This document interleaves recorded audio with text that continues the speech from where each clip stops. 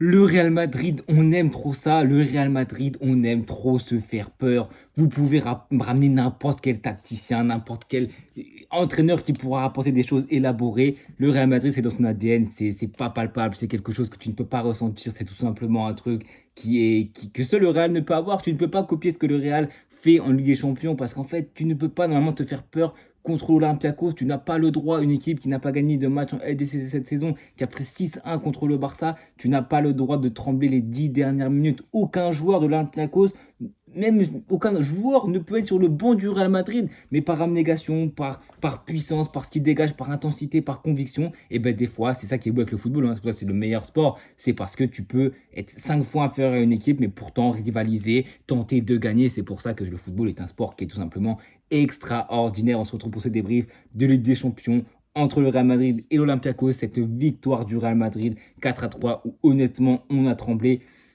Et quand tu vois la défense qu'on aligne aujourd'hui, j'ai envie de vous dire que la défense avec Okash, Lunine, parce que Thibaut Courtois a une gastro, sans Carvaral, avec 5 absents, sans Carvaral, ni Courtois, ni Rudiger, ni Eusen, ni Alaba, ni Militao, on aligne une défense, quand même, à dire. Lunine, à droite Trent, et honnêtement Trent qui fait un très bon match aujourd'hui, et honnêtement, que ce soit entre Elche et aujourd'hui, il y a une nette progression, et on espère qu'il va pouvoir continuer à monter en puissance, parce que franchement, il fait un très très bon début. En tout cas, ces deux trois derniers matchs sont vraiment très très très très bons. En charnière, on a quand même une charnière Carreras avec Asensio. Et à gauche, on a le bon vieux Ferland Mendy de retour après quand même 8 mois d'absence. Il avait joué en finale de Coupe du Roi contre le Barça où il s'était fait éteindre et il est de retour aujourd'hui. Mais le pire, c'est qu'il est de retour, mais il a fait un match de patron. Le match de Ferland Mendy dans un contexte qui est pas facile, qui est compliqué avec tout ce qu'on crée, tout ce qui se passe autour du Real Madrid. Honnêtement, le contexte était très très compliqué et pourtant lui, il rentre, il est titulaire, il n'a pas une minute de jeu depuis 8 mois et il te sort un superbe match. Tout ne peut pas être parfait parce qu'il est de retour, mais honnêtement, dans le contexte où il arrive titulaire, dans un stade qui n'est pas non plus facile, à l'extérieur, à l'Olympiakos, moi j'applaudis. Le match de Ferland Mendy, honnêtement, c'est très très très très positif. Il a eu des incursions comme on a rarement vu depuis ces derniers mois quand il jouait. Franchement, s'il peut repartir de plus belle cette saison, franchement, ça ferait du bien dans la concurrence avec Fran Garcia, Carreras, parce qu'honnêtement, la défense aujourd'hui, on le sait, ça manque de taille, mais à un moment donné, il faut se réveiller. Parce qu'à un moment donné, on ne peut pas continuer dans cette optique-là de vouloir viser plus haut si en défense, même avec des blessés, on se fait mettre autant dans la difficulté. Je vois le troisième but de l'Olympiakos, le but de El Karabi. C'est lui qui est au départ de l'action, c'est lui qui permet à son bloc de remonter, c'est lui qui permet à son coéquipier de faire le décalage. Il le glisse, il a le temps de rentrer dans la surface, de se positionner, il a le temps de réceptionner le centre sans que personne ne le dérange, ni Bellingham qui est normalement censé être sur lui, ni sur Carreras, parce que le Real Madrid a le même problème depuis des années, c'est le jeu aérien, c'est les phases arrêtées, c'est les centres, c'est les marquages en individuel. On n'a jamais su, n'importe quel coach n'a jamais su mettre quelque chose en place dans le jeu, dans le domaine aérien. Rudiger le faisait assez bien, et c'est clair que sans Militao, ça manque de repères, on ne sait pas qui on doit prendre. Normalement, El Karabi, il est coché avant le match, lui, c'est target man, c'est le mec que dans les airs, tu dois assigner un central à son marquage, tu ne dois pas le lâcher, et si tu prends un but, c'est ta faute. Là, non, on joue de manière, j'ai envie de dire, aléatoire. On joue de manière où on se dit que, ok, on prend le but, et ben c'est pas grave. Mais Lunin, il pète un câble. Parce que Lunin, on a de la chance d'avoir un gardien comme ça sur le banc qui ne fait pas la moue, qui a prolongé. Parce que avoir un tel gardien en remplacement, c'est du luxe. Les parades qu'il fait, les deux parades sur El Karabi en première mi-temps, de la tête, et à un moment donné, il sort une parade du pied. C'est fantastique d'avoir un gardien comme lui. Et aujourd'hui, les défenseurs ne lui ont pas rendu service. Parce qu'aujourd'hui, il peut être très très frustré. Le but de El Karabi à la 80e, une tête où il peut rien faire. Le but de Tarimi, c'est pareil. Et le premier but, c'est pareil. Un Real Madrid qui a fini en table de match tout simplement honteux, tout simplement exécrable. Mais j'ai envie de vous dire, en fait, comme je le disais dans le début de vidéo, c'est l'ADN Real Madrid. C'est dans cette mentalité-là du Real Madrid où j'ai l'impression que peu importe le coach qui va venir, comme je disais en début de vidéo, il peut mettre toutes les choses qu'il veut en place. J'ai envie de dire, est-ce que ce Real Madrid n'est pas condamné au final à avoir un football archaïque, à avoir un football qui est différent des autres? Tout le monde joue de manière, j'ai envie de dire, pas standard, mais toujours, tous les grandes équipes, en tout cas, jouent quasiment de la même manière. Il y a des spécificités selon les postes, les joueurs, le coach, mais dans la globalité, ça ressemble. On est peut-être la seule équipe qui est dans les tops équipes à proposer quelque chose qui est différent. Xabi arrive avec ses fondamentaux de Leverkusen, arrive avec des idées qui sont bien en place, bien ancrées, et je pense que c'est les bonnes idées. C'est ce qu'il faut apporter à ce Real Madrid-là, pour un Real Madrid qui simplement sort du football d'antan. Mais je me dis qu'au fur et à mesure, est-ce qu'en final, c'est pas ça le Real Madrid? Est-ce qu'au final, c'est pas ça un club qui, même face à l'Olympiakos, tremble. Alors que moi, j'aimerais qu'on soit serein. J'aimerais la stabilité, la sérénité. J'aimerais qu'on domine les matchs. J'aimerais qu'on soit dans un fauteuil comme le Barça quand il domine un match cette saison, même l'année dernière, encore plus l'année dernière. Quand il domine un match, il domine un match. L'adversaire ne voit pas la lumière, ne voit pas le bout. Ils ont mis 6-1 à l'Olympiakos, ils les ont étriés. Et nous, malheureusement, j'ai aucun match cette saison, peut-être un ou deux où tu peux te dire le Real a dominé son sujet, le Real a fini avec un clean sheet déjà, et le Real tout simplement ne s'est pas fait peur. Je ne peux pas vous dire à l'heure actuelle un match cette saison où le Real a dominé de bout en bout, même si on sait que le football tu ne peux pas dominer 90 minutes, mais en tout cas c'est fait que très peu peur, il y a forcément une jeune arrivée. C'est vous dire à quel point c'est pas flagrant et c'est un réel problème de où est-ce que veut aller ce Real Madrid là, de qu'est-ce que les joueurs ont dans le ventre, parce que le problème il est là, c'est qu'en défense j'ai trouvé que Carreras en centrale, la période où le Real est mauvais, il a eu un meilleur jeu au pied que Dino Chen. Allez revoir sa première mi-temps. Deuxième mi-temps, c'est peut-être un peu moins câble parce que le Real Madrid a trouvé de la verticalité dû aussi au système que Xabi met en place. Mais la première mi-temps de Carreras, c'est ce que j'attends de Euchel, balle au pied. De la sérénité, des renversements, des passes risquées. Mais si tu la perds, ça peut être grave. Mais si elle réussit, ça casse des lignes, ça fait des différences. Et c'est ce que Carreras a extrêmement bien fait. Alors la partie défensive a été clairement moins bien gérée dans le domaine aérien, dans le marquage, etc., dans les contres qu'on a pris. Et c'est là où Tchouaméni, j'ai envie de tirer mon chapeau parce que Tchouaméni, qui revient après 2 matchs où il n'a pas joué, 2 matchs blessé, il a fait un bien fou dans l'entrejeu, mais surtout en fin de match, les 15-20 dernières minutes où il est repoussonné central, il a fait beaucoup, beaucoup, beaucoup de bien dans le domaine défensif, dans la puissance qu'il dégage, dans les mètres qui gagnent balle au pied et les ballons qu'il récupère.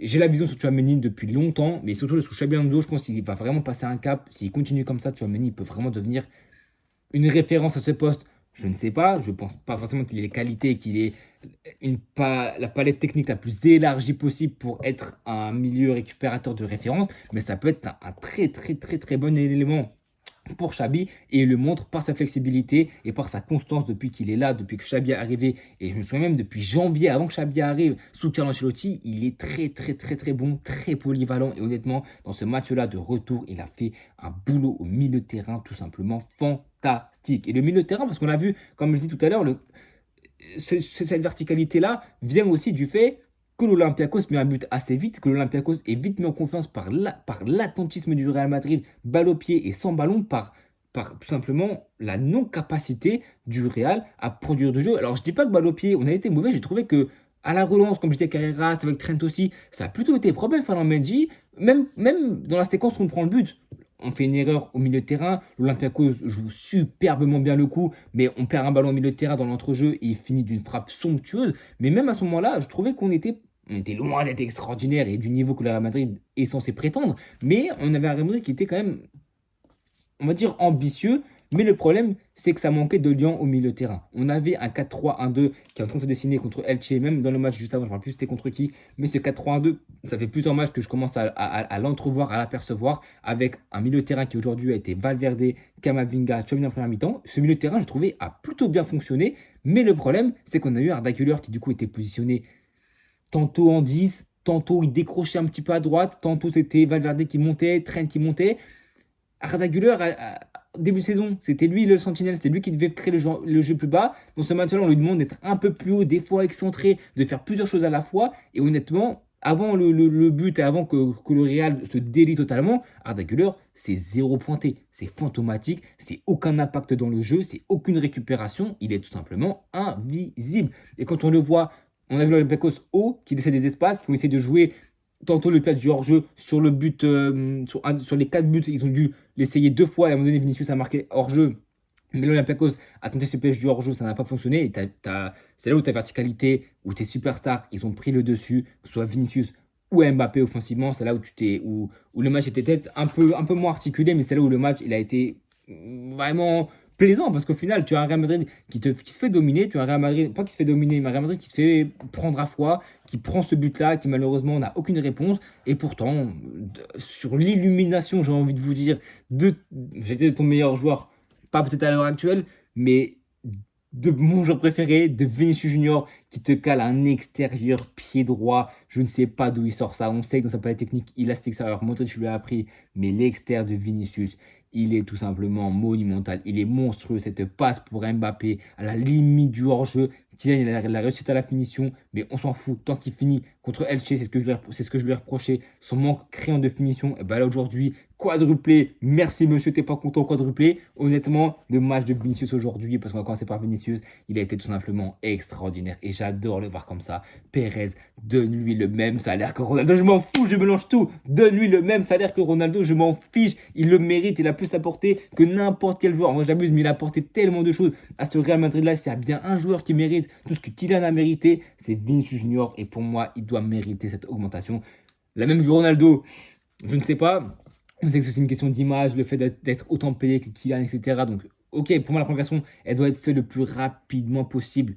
On le voit encore une fois aujourd'hui, ce soir, la passe D pour Kylian, le but qui meurt malheureusement, la passe D aussi sur le côté gauche, il a fait un mal incessant, des gestes de grande classe, une capacité à percuter qui lui manquait l'année dernière et qui lui manquait peut-être au début de saison. Là, il a retrouvé la pleine possession de ses moyens et quand il est comme ça, c'est tout simplement extraordinaire. Maintenant, la question que je vais me poser, c'est est-ce qu'il va pouvoir maintenir ça sur 2, 3, 4 matchs? Parce que c'est ce qui manque à Vinicius, c'est la continuité. Des coups d'éclat, il en fait dans plein de matchs, mais malheureusement, la continuité, ça manque cette saison, même depuis 1 an et demi. Malheureusement, enfin, heureusement pour nous, dans ce match-là, il était très, très, très, très bon. De la 0 à la 90e minute, il a été très, très, très bon. Maintenant, la question que j'attends, c'est évidemment la continuité au fil de la saison. En parlant de continuité, on a Kylian qui met son quadruplé aujourd'hui. Honnêtement, un match qui a été dur à juger de Kylian, mais aussi du Real Madrid. Parce que c'est clair, quand je le dis, c'est un Real Madrid qui a pris ce premier but-là, mais qui, en 7 minutes, passe de 1-0 à 3-1. C'est dire à quel point ce Real Madrid-là peut se réveiller. C'est un Real Madrid qui collectivement, s'est fait avoir par la puissance que l'Olympiakos dégageait, parce qu'ils ont mis dans le jeu, tu t'es fait bousculer, mais mentalement, je sais pas, j'ai du mal à comprendre mentalement ce Real Madrid-là. J'ai l'impression qu'il y a des manques de concentration, qu'ils ont du mal à assimiler ce que Xabi demande. Et c'est pour ça que je me dis, est-ce que ce Real Madrid-là n'est pas cantonné finalement à avoir un football d'antan, comme je dis, un football vraiment archaïque où vraiment c'est le pragmatisme à tout prix, c'est la verticalité, c'est profiter des comptes, c'est souffrir ensemble. Avec cette défense-là, je pense qu'on va souffrir, mais dans tous les sens du terme. Ce Real Madrid-là, sa grande force, c'est de souffrir collectivement.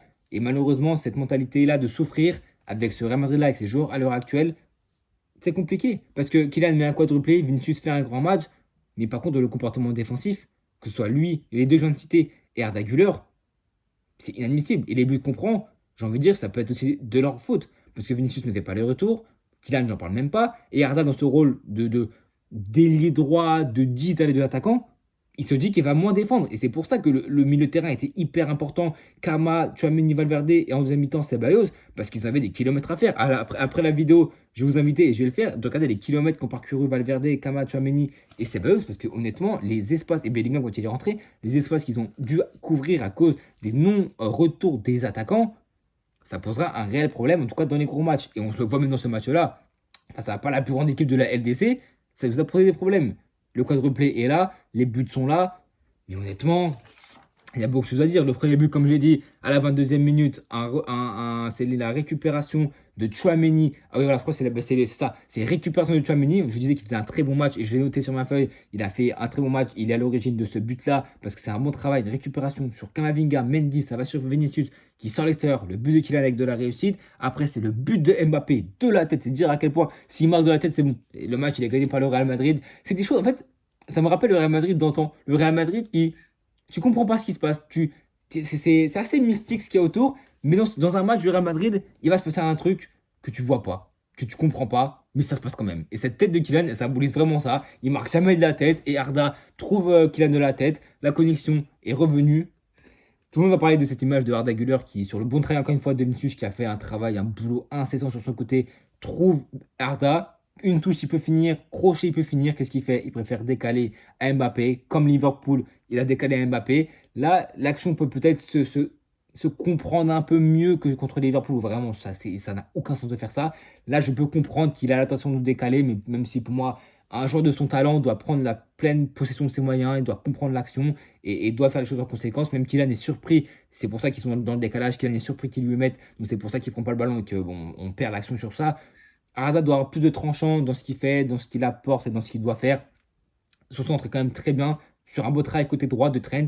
je crois que c'est Trent et c'est Trent Fede Trent qui décale avec Arda. Ça me rappelle le but de Chelsea avec Cucurella qui met vraiment, qui centre à la fin. Ben, c'est un peu la même chose où c'est Arda qui centre cette fois en l'air.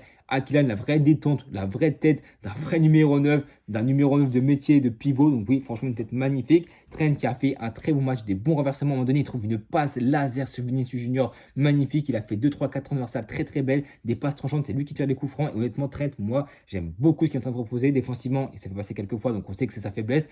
Mais dans des matchs comme ça, s'il commence vraiment à prendre des risques, ce que je lui critique en début de saison, parce qu'on connaît sa qualité de passe et on ne la voyait pas assez, là, honnêtement, on la voit vraiment. Et sur le but de Arda, sur le but de Kylian, c'est grâce à lui que ce but-là, parce que c'est lui qui fait le décalage sur Arda, qui amène le centre. Et pour le troisième but de Kylian, à la 29e minute, c'est un ballon de Camavinga. Comme j'ai dit, l'Olympiakos jouait le hors-jeu, en tout cas a essayé de le faire. Mais tu ne peux pas le faire face à Kylian, face à Vinicius, face à des joueurs qui vont trop vite. Tchouaméni a la qualité, Kama a la qualité. Dans le jeu mi-moyen, on va dire, dans le jeu à courte portée, les passes de Camavinga comme ça, elle a été faite dans le bon tempo, magnifique. Kylian qui termine, il a le temps d'ajuster le gardien. Ça fait triplé en 7 minutes, deuxième en 6,40. Deuxième triplé le plus rapide de l'histoire de la DC derrière Mo Salah à 30 secondes. Je vous ai dit, quand le Real Madrid fait des matchs comme ça, vous pouvez être sûr qu'il y a des choses anormales qui se passent. La but de tête de Kylian, deuxième triplé le plus rapide de LDC. Voilà, ça c'est des choses typiques Real Madrid. Et c'est pour ça que je me dis, est-ce que j'ai le moyen? Peut-être pas. Mais je me dis, est-ce que ce Real Madrid, comme j'ai dit, n'est pas cantonné à être un Real Madrid pragmatique, qui ne progresse pas dans le temps, qui n'arrive pas à passer ce step-là dans le football moderne?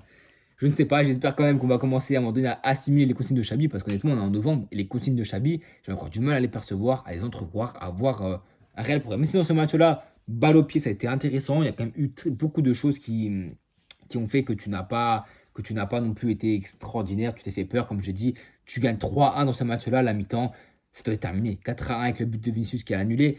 Tu ne dois plus subir, tu ne dois plus rien concéder, mais c'est ça que tu sens que sur Madrid est friable, parce que mentalement, tu es friable, parce que ce qui se passe autour du club, tu es friable, et parce que défensivement, tu n'as pas tes cadres, tu n'as pas des joueurs, tu manques de repères, tu changes de défense à tous les matchs, et malheureusement, sur le but de Taremi, tu le sens, la tête, bam.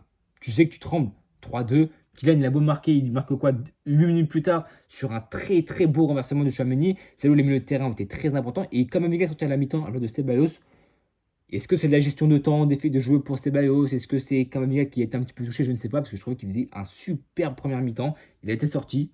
Bon, pourquoi pas. Et ce renversement, comme je dis, de Tchouaméni, magnifique pour Vinicius Junior, qui mystifie le défenseur, qui poussait de balle, magnifique. Le match de Vinicius, de toute façon, le match de Vinicius, c'est une masterclass. De toute façon, je peux vous dire avec ce joueur, mais match incroyable de Vinicius qui dépasse son défenseur, il le dépose, il trouve Kylian qui finit, la connexion entre les deux, les 4 buts magnifiques. Et même après ce quatrième but, tu as quand même un gros temps mou. Et voilà, 10 dernières minutes, Taremi qui met ce but-là. Non, Al-Karbi qui met le but.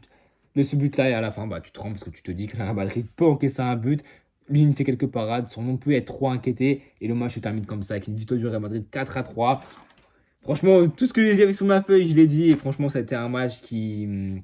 On a su faire la différence par nos grands joueurs. Collectivement, on a manqué de cohésion, on a manqué de cohérence, mais j'ai envie de dire que c'est la continuité du début de saison. On espère une amélioration. En tout cas, je l'espère parce qu'avec les joueurs qu'on a, on se doit de faire mieux. Maintenant, il faut voir évidemment combien de temps ça va durer. Pour l'instant, on oublie ces 3 derniers matchs en victoire. On repart sur une bonne dynamique avec cette victoire contre Olympiakos. Maintenant, ce week-end, ça sera peut-être contre Gérone, si je ne me trompe pas. Je crois qu'ils sont au bas de tableau. C'est victoire pour se donner de l'air en Liga parce que le Barça, ils vont rien lâcher. Ils ont pas dû en LDC, mais en Liga, ils sont énervés et ils sont en train de nous coller. Je crois même qu'ils nous ont passé devant avec le. Ah, peut-être non, le nul. Non, le nul, on nous fait quand même passer devant, mais c'est clair que le Barça ne va rien lâcher en Liga. En tout cas, les amis, on se retrouve très bientôt pour de prochaines vidéos. Abonnez-vous, likez, partagez et à bientôt tout le monde.